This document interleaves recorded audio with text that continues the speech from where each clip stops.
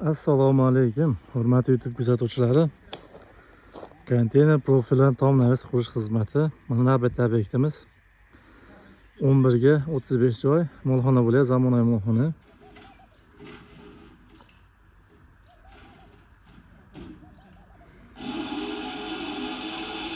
Svarka ishi yakunlandi, Xudo xohlasa. Ko'rib turgan joylaringiz Buloqboshida bo'ldi, Andijon viloyati Buloqbosh tumanida.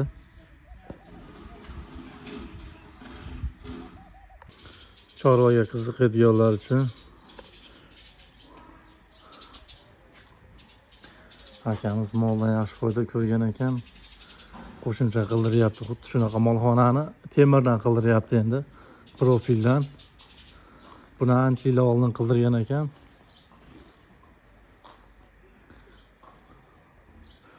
Xuddi shu molxonani temirdan profildan qildiryapti. Bu ancha qimmatga tushgan ekan bu yog'ochdan. Yemini ekan o'g'izlari. Bo'yi 1.70 ekan.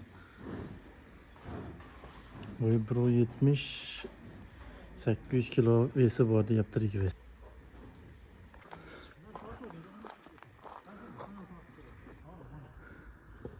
Fermalarimiz orasi 1.30 dan qo'yildi. Rekalarimiz 60 dan qo'yildi orasi. Hozir ichkaridan ko'rinishni qo'yamiz. 10 metr qolgan. Bu lombos qilingan, mo'ljallangan. Voy bosladi. Tepa joyi qoldi. Uchasi dimoxota. Bitgandan keyin tunikalarda yana bir obzor qilamiz. Kimga shunaqa xizmatlar kerak bo'lsa, raqamdan qoldiramiz, aloqaga chiqarasizlar. Xizmat ko'rsatish O'zbekiston bo'ylab, qo'shni respublika Qirg'izistonda ham xizmatlarimiz mavjud. Yuqoridan ko'rinishi mana.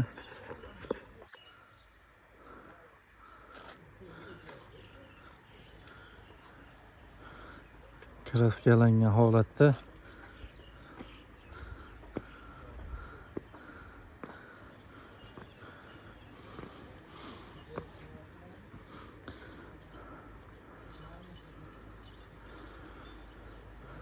Shu dimoxotga mana tayyor chiqarib ketganmiz. Dimoxotimiz ham tayyor bo'lyapti. Akalarimiz lombosiga harakat qilyapti. Rahmat hammaga, sog' bo'linglar.